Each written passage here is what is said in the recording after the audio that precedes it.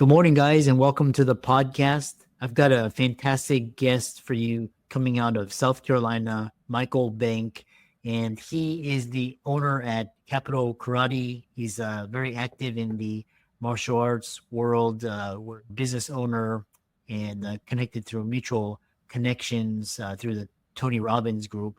And he just sold his business, and he was able to retire before the age of 40. And he's going to talk to us all about designing a business so that it's sellable, and a lot of principles around financial independence, financial freedom will apply. So I'm really happy to have him. So Michael, welcome. Yeah, thank you so much, Chris. Very excited to be here today. Yeah, briefly talk about your journey. You built Capital Karate and you sold it, and then I'm excited to ask you tons of questions. All right, sounds good. All right. I guess we'll go back to my early professional career. Straight out of high school, joined the National Guard in the military, Air Force National Guard and Security Forces. And that was right for September 11th, so my 1 week and 2 weeks a year turned into about 4 of my 6 years working full-time active duty. But during that time, I became the base hand-to-hand combat instructor. And when I was deployed overseas, I ran all the hand-to-hand combat for that base. Got attached to a special forces unit called the Ravens, working flying in and out of Iraq, being an expert in plane security. And after 6 years of doing that, I was very good at my job. I had a lot of civilian offers to do private security. I had offers with the NSA, NCIS, a lot of local law enforcement and civilian contractors. But my love was martial arts. I've been in martial arts since I was 10 years old. I've competed around the nation at that point. And I decided, hey, I always wanted to teach martial arts. So I decided that I would go ahead and give it a try. While I was in the service, I did manage to get a bachelor's in business from the University of South Carolina, emphasis in human resource management and entrepreneurship, which did not help one bit for knowing how to run a business. But I also then got a minor in coaching physical education, which that information did come in handy with learn to teach, and then picked up an associate's degree in criminal justice through the Air Force, which really helped me to teach my students how to become, how to be smart with what they do in self-defense and how police officers work and what they need to understand if there's ever interactions and you have to deal with the police. My hodgepodge of skills all came together to be a martial arts school. Like any type of artist you'd ever imagine, at first I thought I knew everything, and I very quickly found out I didn't know a darn thing about business. I grew a little bit every year my first couple of years, but it took about 3.5 years until I decided to get serious in business. Started hiring business coaches. I got very involved in the Tony Robbins world at that point in time. I used a Tony Robbins business coach and done a bunch of their programs. And I found consultants within the industry who really helped me to just grow and explode the business. That's a really great segue, and we'll dive into the question in A. And then one thing that is for business owner distinguish, like, what is the problem with most businesses today? Like, why do they struggle? Why can't they grow and scale? Why can't they ultimately make a business sellable? What's going on? I've always loved the concept of that Robert Kiyosaki teaches with the 4 quadrant systems within business, that you have on the top left, you've got the employee quadrant. On the bottom left, you've got the small business owner. On the top right, you have the big business. And on the bottom right, you have the investor quadrants. And so many people stay in that small business quadrant. They define that small business quadrant as if you leave your business for 2 weeks, it shrinks or it doesn't make money those 2 weeks. And then you have to come back and try and make up. And very few businesses really think about switching over to that big corporation quadrant, where that business is not based around you. Your personality is not a factor in the business, and the business should still be able to continue to grow and thrive with or without you. Yeah, I really love that. And, accordingly, so people get stuck in that solo quadrant. So basically they quit their job and basically they buy themselves another job. Ultimately, they're in control, but it's also their time as well. So if people are like, for example, we have a lot of doctors and dentists on the show listening, and, a lot of them are in this kind of S quadrant. How do they get to this kind of B quadrant? Like, what is the shifts do they need to start making to get into this B quadrant?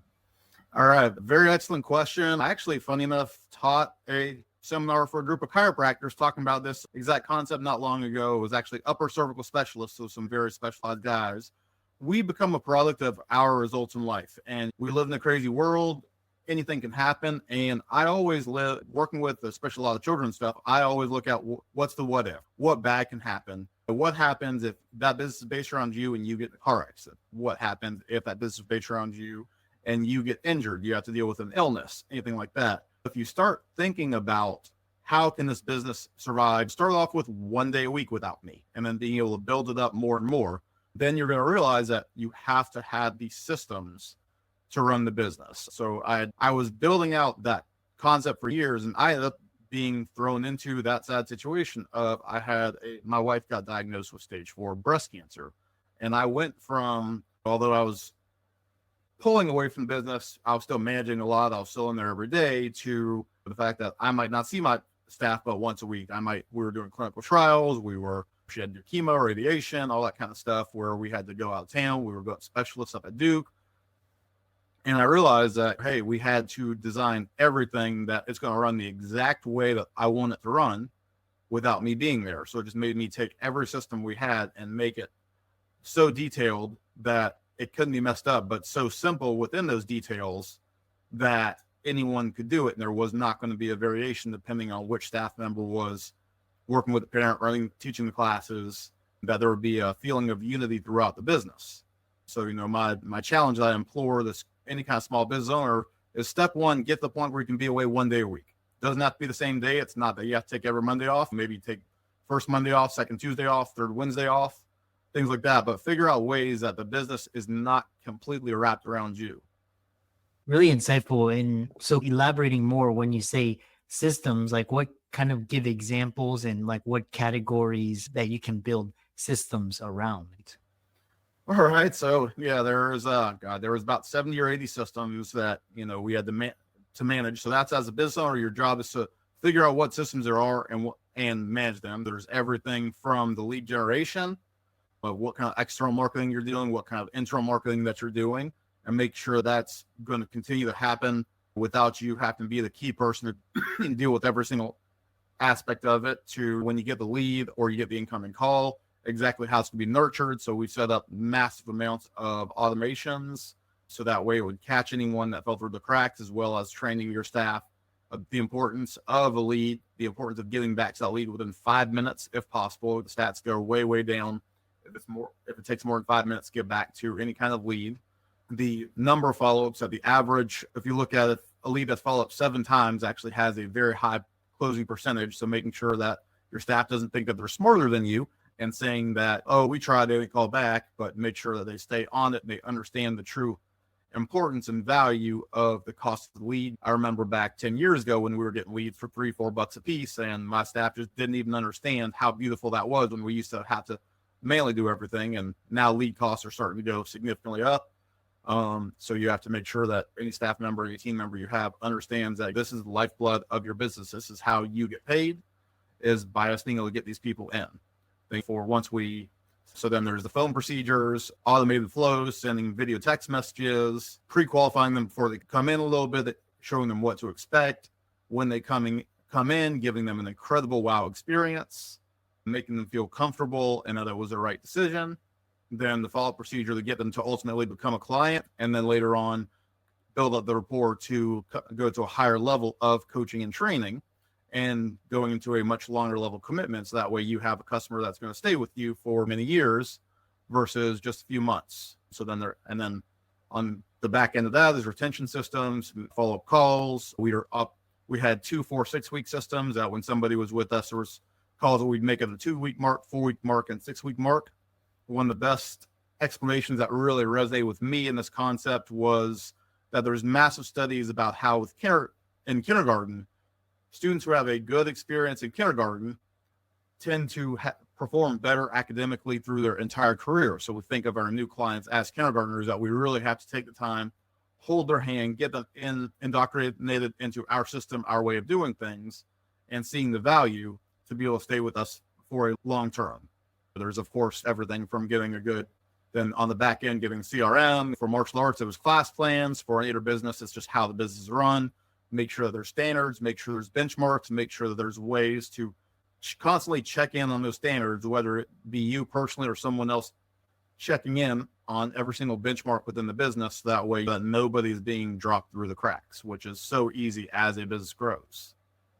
Yeah, there's so many, there's accounting, there's in what you described. So it's as a business owner, you have to start thinking about how you can either pay people or implement software to buy back your time so that you can focus on the important things. The other question I have for you is because you recently sold your business, and a lot of business owners that I talk to, they rely on employees. But in this day and age with software, because I was having lunch with one of my colleagues and he was describing this process where he was trying to basically lean up his company, and he was telling me he's relying more on software and artificial intelligence as opposed to people. And so what are your thoughts? Because I know I'm pretty sure you used a lot of people for your systems, but people can fail and they quit and other things, whereas software, it's not without its problems, but software and automation and robotics is a little bit more dependable. Actually, funny enough, it was a saying from our mutual friend that put us connected together. He once told me something that stuck with me, that you can't automate giving a damn. So you do have to still have the personal touches, but I'm a big believer in using automations and software to help fill in the cracks. So for us, most of our students came to us 2 to 3 times a week. So we did, and we had the attendance system within our software.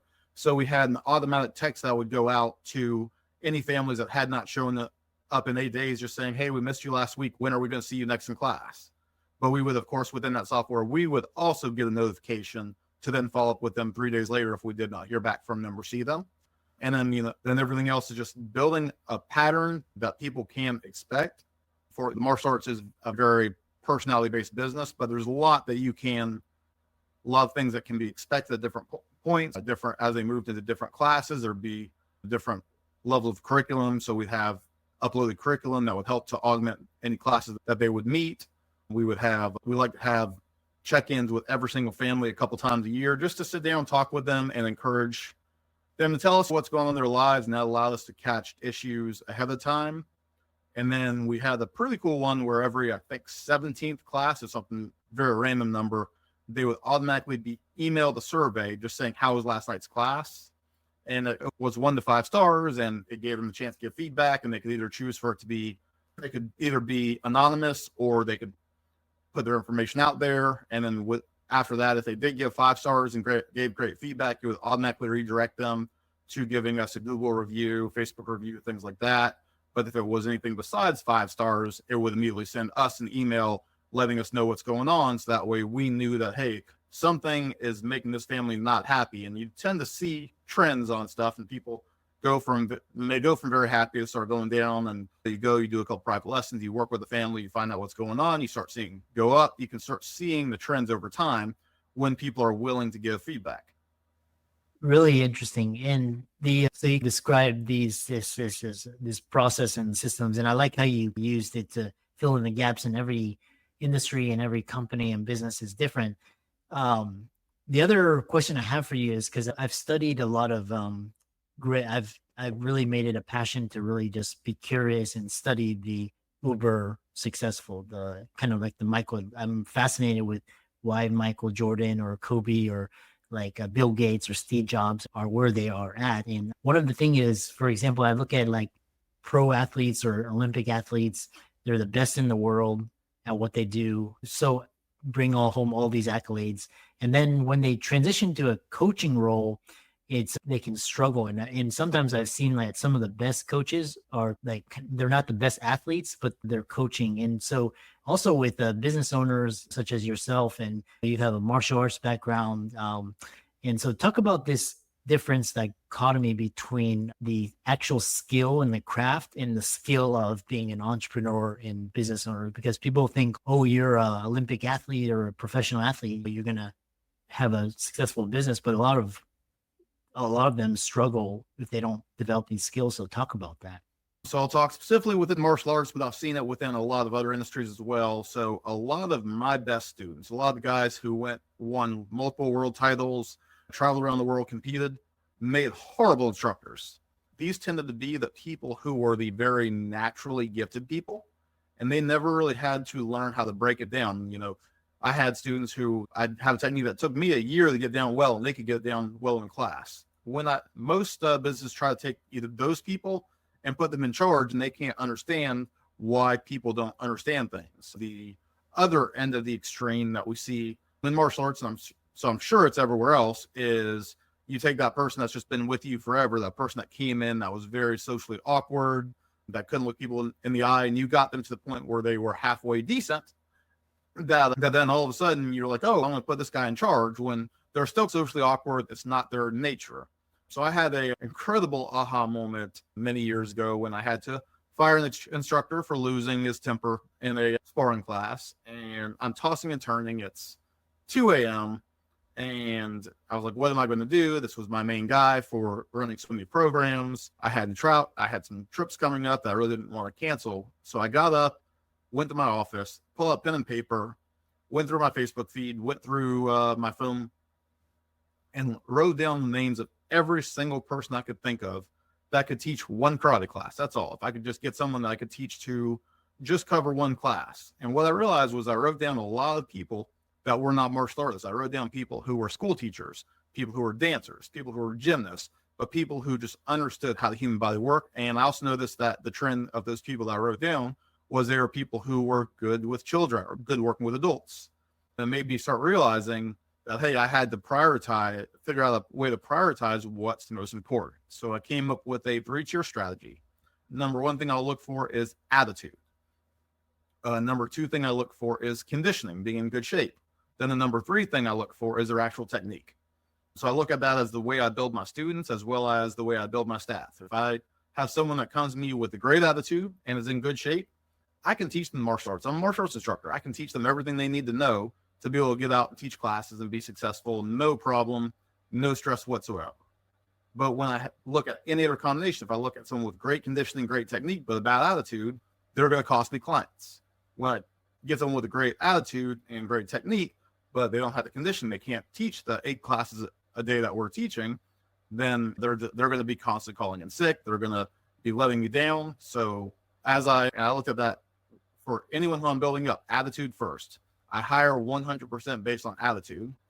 And then once you get that, the conditioning falls in place, the technique comes naturally. So if anyone who's looking for anyone for staff, look at their attitude. How are your customers going to perceive those people?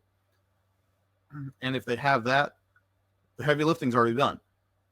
Yeah, really. It's just this, and I've also seen it in especially the pro tennis players, the ones that win Wimbledon and they become coaches, and it's a different skill. Coaching is a different skill. Business owner, entrepreneur, these are, you can be the best artist at your craft, but you have to be able to break it down. And like I say, it's just a skill-based skill set. The next question I have is, because congratulations, you sold your business and you were able to retire before the age of 40, which is how do you talk about the process that you get your business to be sale ready, and how do you go about? All right. I appreciate that. Getting to the fun subjects. We utilized COVID as the great reset. Like I'm sure just about everyone that is on here, COVID caused significant changes. I had grown a monster of a business. We were open 6 days a week. We were teaching over 500 students a week. I had 5 full-time staff members, 4 part-time staff members. And after we shut down during COVID, my wife and I, who my wife is in the business as well, we started deciding, hey, if we had to run this business with us stepping back into it, running it full time, how would we want it to look? And if we were to ever want to sell it, what would make it attractive to sell?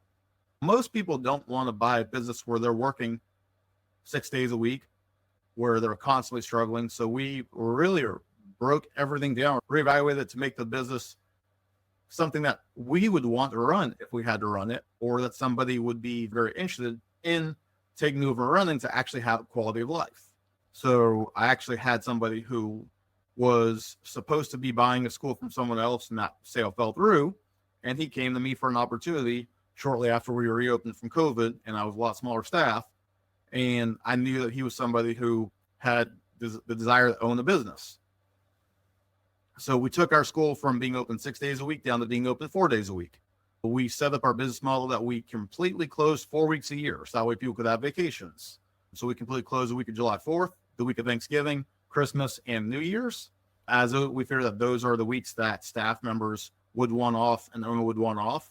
Doing these things also gets a lot better staff members coming to you as well. When I'm hiring an employee and I tell them, hey, you get 6 weeks of paid vacation, 4 weeks I choose, 2 weeks you choose, their mind is blown on that. Then the fact that we take care of people like crazy. I paid for half of everyone's health insurance.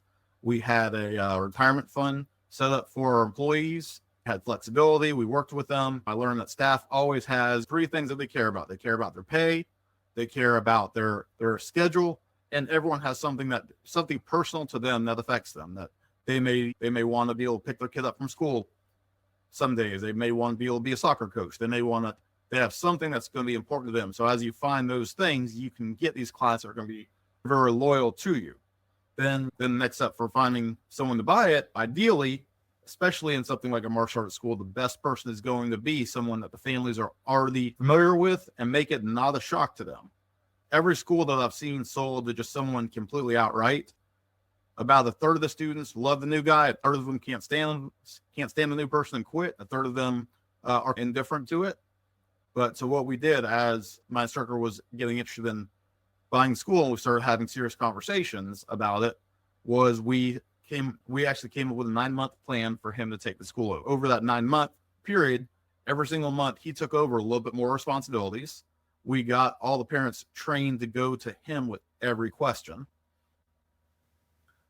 And we phased ourselves out over that 9-month period. So when we made the big announcement on the last 2 days we were open last year, that no one was really that shocked because they had seen us stepping away.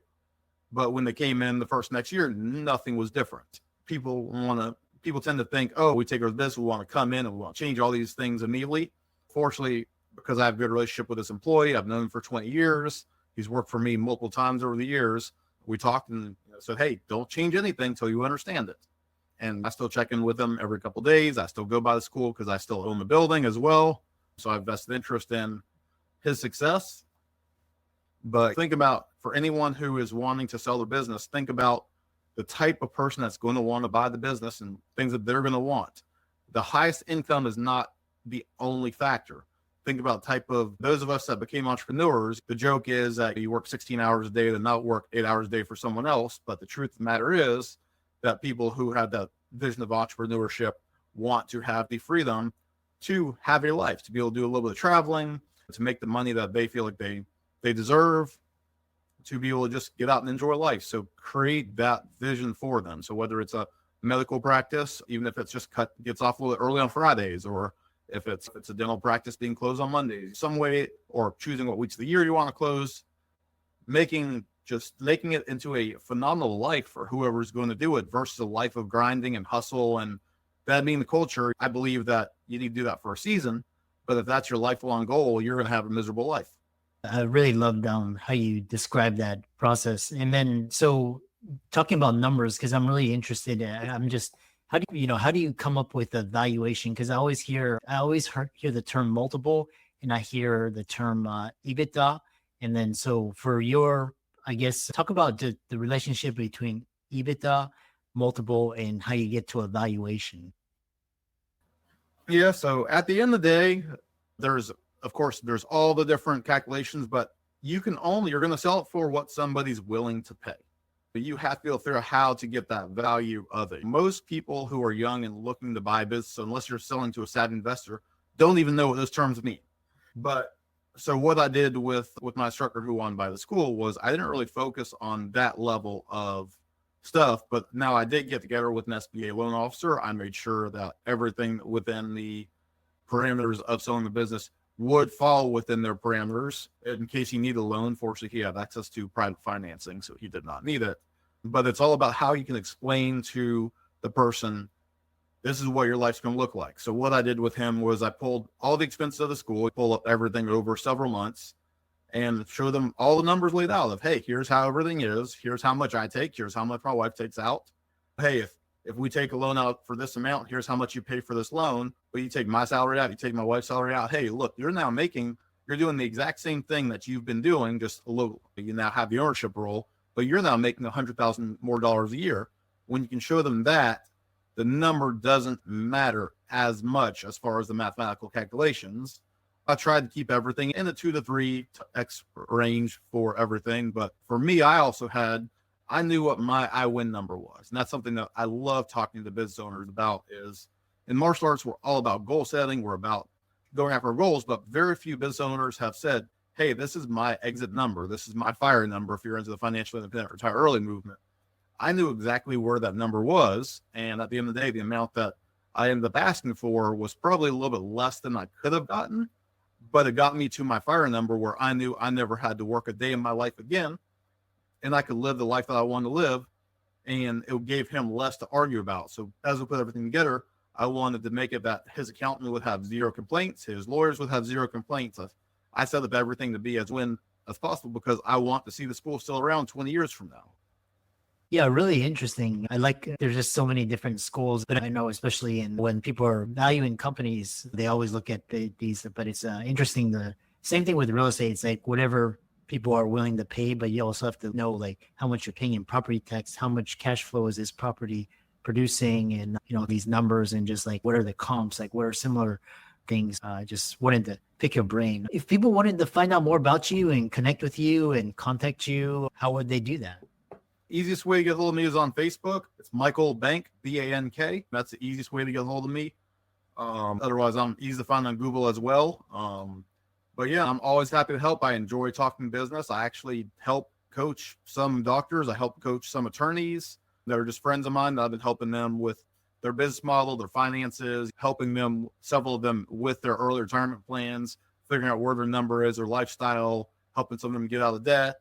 Of course, with medical student loans, some of them have insane amounts. I actually helped my doctor negotiate a massive pay raise, changing companies a couple months ago because she just didn't know how to explain it in a way that an employer would understand versus she'd look at everything through the doctor's lens. It's always interesting to bring in someone with a fresh set of eyes, someone who's been an employer and employee and had businesses, sold businesses, hired employees, fired employees, dealt with employees wanting more money, dealt with everything. When you can give someone who can give a clear picture of that, hey, here's what's going to be important to the people you're talking to. Here's how to show them massive value for bringing you on. But it turned out to be something like a $50,000 or $60,000 pay raise that she got by changing companies after I helped coach her on how to have that conversation. Yeah. And what's next for you? Because I know, sounds like you're a commercial real estate owner and you sold your business. And so what's next for you on the horizon? Right now, I'm loving life. So my wife, first part of the year was making the wife happy. So we're going in almost a year of retirement. So my wife got really big into pottery during COVID. So we rebuilt our garage into probably the most gorgeous pottery studio you're ever going to see. Then I went to Brazil. I got to go down and do Brazilian Jiu-Jitsu with a lot of the top masters in the world down there. Just got back from Italy. I've been doing just tons of home renovations. I've been traveling at least 1 week every single month. Another part of our decision to retire early was knowing that our parents were going to be needing more help. So we did move my mother into our house with us. And we're in conversations with my wife's mother about moving her closer. So that's our big stress right now, is figuring out her next steps as she's getting that point where very soon she's going to need massive amounts more help. So it's the family life was a big reason for me to want to do this and be able to help. My mom is 79. My mother-in-law turns 83 next week. My dad is 81. So just to be able to be there to support them, to help them through their next stage of life has become a big passion for us, as well as make sure we just have some fun, enjoy. I still stay plugged in the martial arts industry and network, and I still go train just in case I do decide to ever go back, do some coaching, do something else. But I want to get bored before I jump into something else. And so far, I'm not getting bored. Yeah. It was interesting because I wanted to ask you because, for example, I retired 8 years ago and I did the same thing you, but I got really bored after 6 months. It was just when I really needed something to challenge me and I wanted to do more. And for you, and I find this quite frequently, as people that sell their company or they have a basically massive liquidity event, they're kind of, and then after a while, so what kind of techniques and strategies are you using to create more meaning and find more meaning in your life? Like how do you maintain your mojo once I'm a big the wheel of life that Zig Ziglar made very famous. And I started looking at that and realized that I had a lot of injuries in my body that I wanted to take care of. So I've spent a lot of time going to specialty chiropractors. I got a PEMF system. I got a red light system. I got a sauna.